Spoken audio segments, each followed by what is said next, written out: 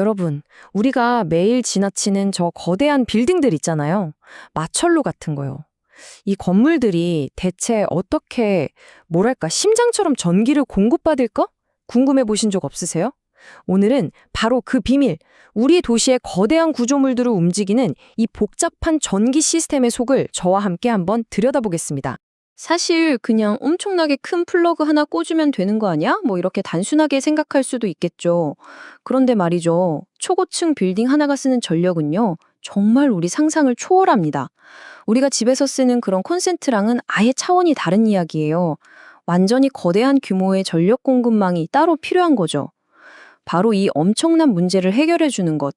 그게 바로 오늘 우리가 알아볼 대규모 전기 수변전 설비입니다. 자, 지금 보시는 이 그림 좀 복잡해 보이죠? 이게 바로 오늘 우리의 전기 여행 지도가 되어줄 단선 결선도라는 겁니다. 처음 보면 꼭 무슨 암호 같기도 하고 이게 뭔가 싶으실 텐데 걱정하지 마세요. 지금부터 저랑 같이 이 지도를 한 조각 한 조각 맞춰가면서 전기가 어떻게 건물 구석구석까지 안전하게 흘러가는지 그 비밀을 한번 파헤쳐 보자고요. 자, 그럼 우리의 여정은 어떻게 될까요? 크게 5단계로 나눠볼 수 있어요. 첫 번째, 일단 전력을 건물로 끌어와야겠죠? 그리고 두 번째, 그 위험한 고전압을 어떻게 길들일 건지, 세 번째는 전기를 실어 나르는 동맥, 케이블에 대해서 알아볼 거고요. 네 번째는 그걸 나눠주는 허브, 버스바, 그리고 마지막으로 그래서 전기가 얼마나 필요한데 이걸 계산하는 방법까지. 자, 그럼 첫 번째 단계부터 바로 시작해 볼까요? 네, 첫 번째 여정입니다. 바로 수변전실의 역할에 대해서 알아볼 건데요. 여기가 뭐냐? 바로 대규모 건물에 전력이 공급되는 가장 첫 번째 관문이라고 할 수 있습니다.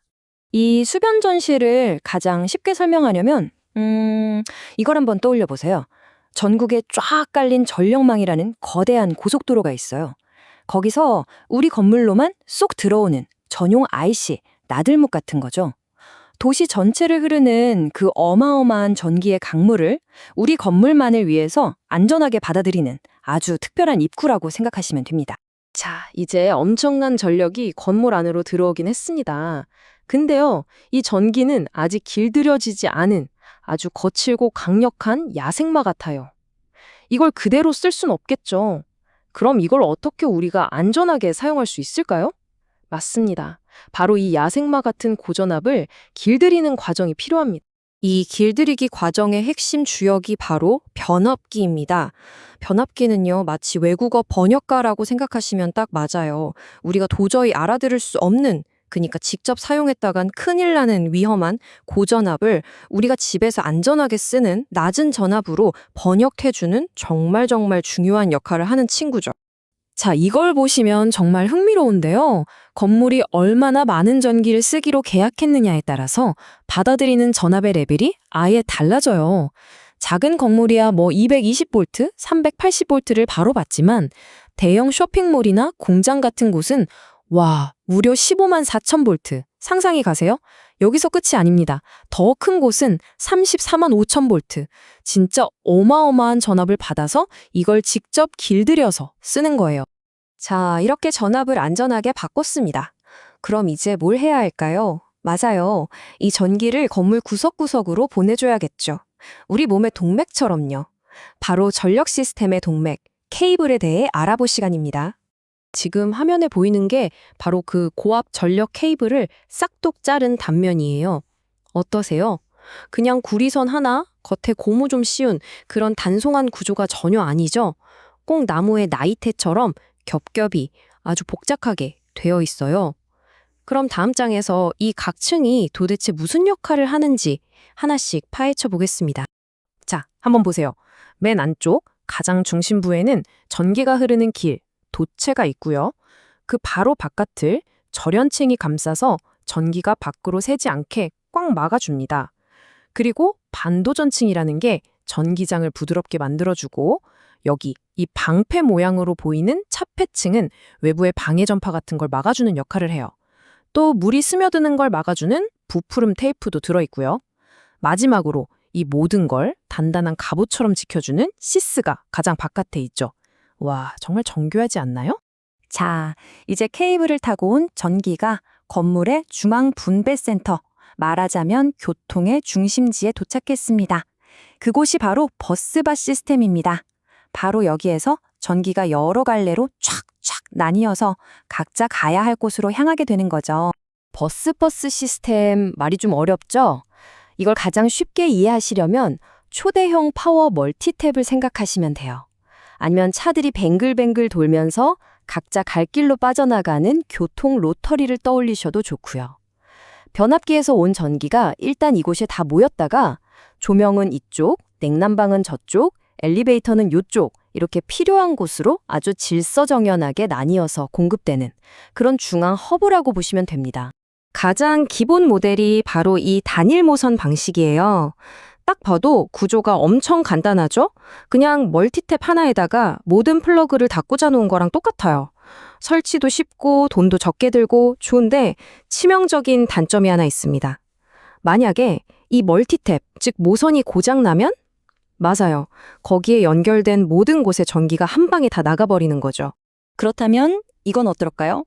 이중 모선 방식입니다. 이건 훨씬 똑똑하고 안정적이에요.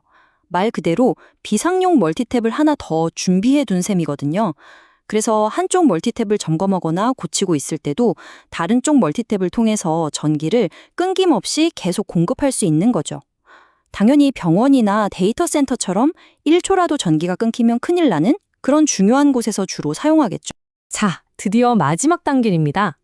그럼 이 큰 건물을 짓는데 전체 전력 용량을 얼마나 준비해야 할까요? 그냥 건물 안에 있는 모든 전기 제품 용량을 단순하게 다 더하면 될까요? 에이, 그렇게 간단하지 않겠죠. 정답은 당연히 아니오입니다.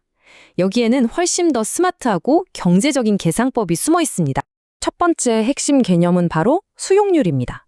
자, 생각해보세요. 여러분 집에서도 TV, 컴퓨터, 에어컨, 세탁기, 조명을 전부 다 동시에 켜놓는 경우는 거의 없잖아요? 건물도 마찬가지입니다. 수용률이라는 건 설치된 모든 전기 설비를 100% 다 썼을 때를 기준으로 실제로는 최대로 얼마나 쓸 것인가, 그 비율을 계산하는 거예요. 이걸 정확하게 계산해야 필요 이상으로 너무 큰 변압기나 비싼 케이블을 까는 낭비를 막을 수 있겠죠? 아주 경제적인 방법인 셈입니다. 두 번째는 부득률이라는 건데요. 이것도 정말 똑똑한 개념입니다. 뭐냐면 한 건물 안에서도 구역마다 전기를 가장 많이 쓰는 시간, 즉 피크 타임이 다르다는 점을 활용하는 거예요. 예를 들어 사무실은 당연히 낮에 전기를 많이 쓸 거고 건물 안에 있는 아파트 같은 주거 공간은 저녁에 많이 쓰겠죠. 이 시간 차이를 고려하는 게 바로 부득률입니다. 그래서 각 구역의 최대 사용량을 그냥 다 더한 값보다 실제로는 더 작은 용량의 중앙 설비를 설치해도 괜찮아지는 거죠. 이게 바로 스마트하고 효율적인 전기 설계의 핵심이라고 할 수 있습니다. 자, 이제 우리가 맨 처음에 봤던 그 전기 여행 지도로 다시 돌아왔습니다. 어떠세요? 이제 이 지도가 처음 봤을 때랑은 완전히 다르게 보이지 않으세요? 여기 보이는 LS라는 암호가 바로 전력선을 열고 닫는 스위치, 개폐기였고요. 우리가 번역가라고 불렀던 그 중요한 변압기는 TR이라고 표시되어 있었네요. 그리고 최종적으로 전기를 나눠주고 보호하는 차단기 ACB까지.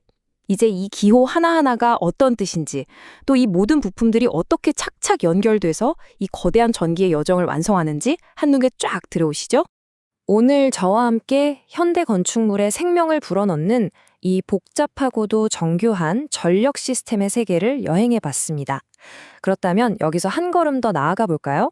인공지능과 수많은 사물 인터넷 기기들로 촘촘하게 연결될 미래의 스마트 시티. 과연 그런 도시는 어떤 심장을, 어떤 전력 시스템을 필요로 하게 될까요? 어쩌면 이것이 바로 우리에게 던져진 다음 과제이자 질문이 아닐까 싶습니다.